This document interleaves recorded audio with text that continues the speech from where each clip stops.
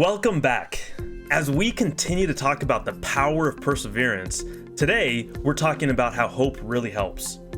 If you search online to find how hope improves your life, you'll see that hope is good for all sorts of things, from achieving goals to helping you through really difficult situations to increasing your happiness and joy in life.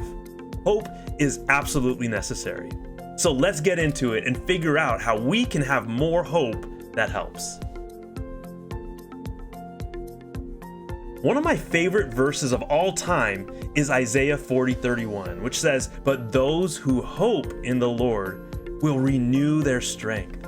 They will soar on wings like eagles. They will run and not grow weary. They will walk and not be faint." I want to have strength from God, to be able to soar and have the energy to keep going through all the challenges of life.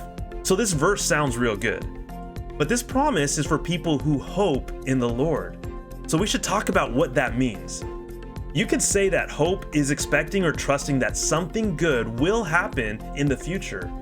It's important that we believe that there will be something good that will happen in the future because it gives us a reason to keep going and to not give up. If you don't think that things are going to be okay tomorrow or next year or even later, then it means that you don't have hope. And that's really sad.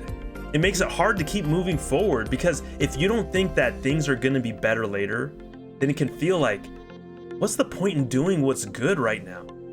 And that can create even more problems. Imagine what it would be like living in the snow at the beginning of winter without any heater or enough food to last even a few weeks.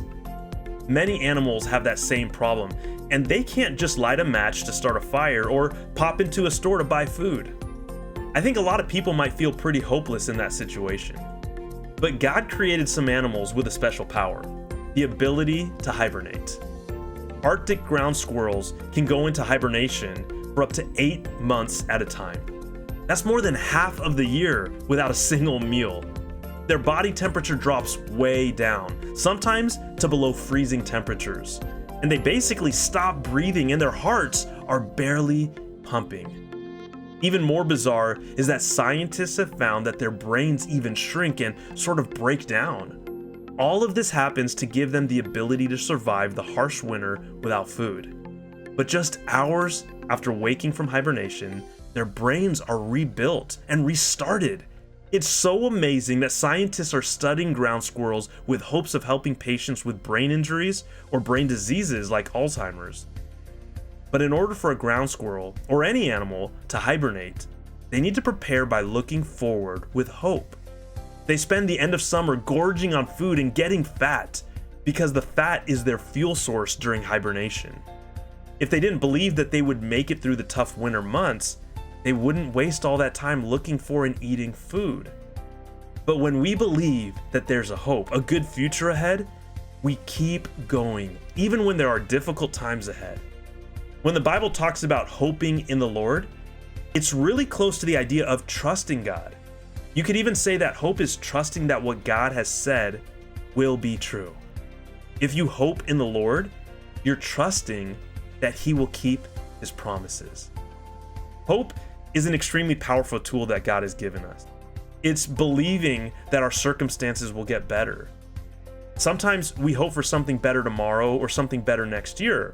We can hope for a better gift at Christmas or to move into a nice house. All those things that we hope for help us to persevere for the next day, week, month, or even more. But if we only hope for temporary things which eventually break or stop working or get boring, then we're actually only living with small hopes. God has told us that no matter what difficulties we face on earth, if we've made Him the Lord of our lives, then we will have an eternity with Him in the perfection of heaven. We have an amazing hope because of Jesus. And if we remember that hope, then we can persevere through anything here on earth.